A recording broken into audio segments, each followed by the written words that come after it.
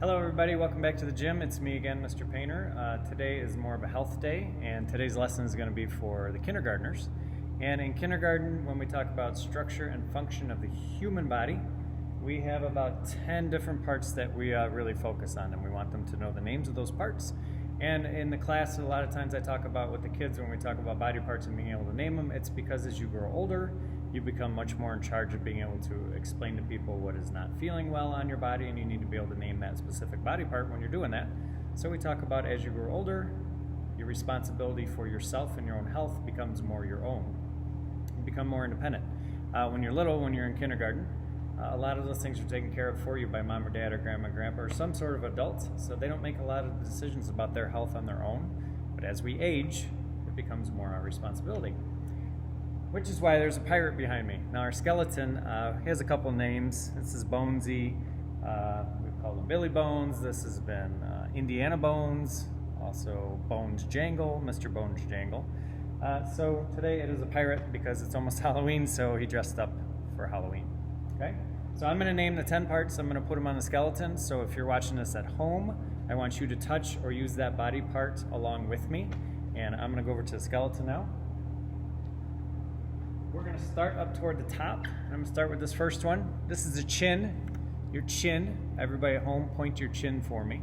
Now, we start with the head, but the head is pretty simple, and most kindergartners know the head, so we went with the chin because this one is pretty specific, all right?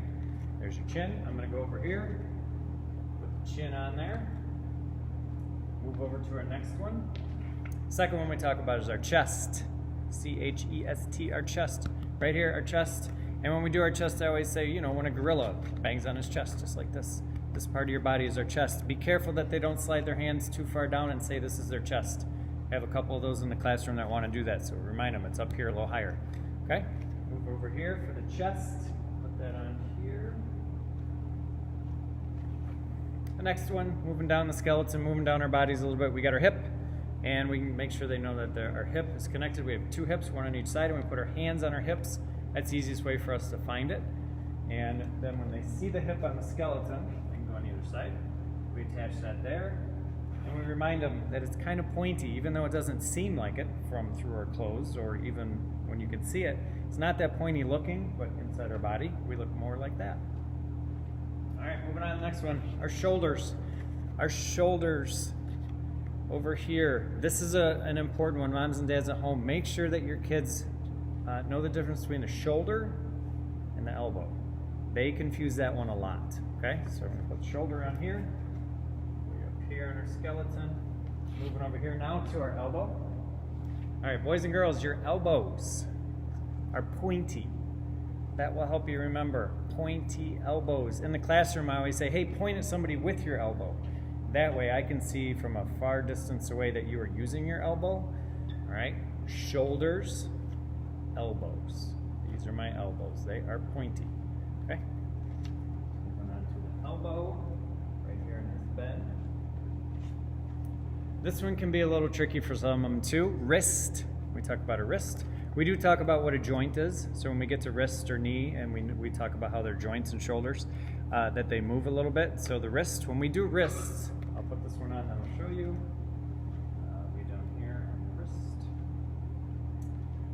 We take our fist and move our wrist. It rhymes. So we take our fist, move our wrist. So this is not my wrist, that is my fist. My wrist is the part that moves it. So we swing them around like this, and then we can also crisscross them.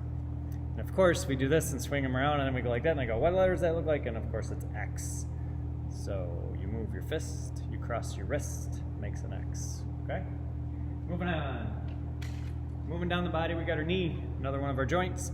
We talk about how the knee is down here and it's one of those parts that moves. That was not good for you. That is much better, side to side. And the knee down here, they have no trouble with the knee. Everybody's used to that one. This one can be a little tricky. One, it sounds like chin. This is not my chin. This one is S-H, shin. This is my shin. Now, I'm gonna back up so you can see it. If you're playing soccer, this is where your shin guard goes. So if this was a shin guard, it would protect my shin right there so I don't get kicked, okay? So on our pirate here, his shin is way down here, So if you can remember, it's where your shin guard goes when you play soccer. That will help you remember your shin, okay? Moving down even lower, another one of those joints, an ankle, all right? We make sure they know they have 2 of them, and it is like a wrist. It is the part of your body that moves around. Way down here on the foot, mine is right here. It's the part that moves. It's where my leg attaches to my foot. It is right here, my ankle. It goes around and around, okay? So our ankle, I think it's on this one on this guy. Way down here. Way down there on him, ankle. That leaves one more. Our last one. That one says heel.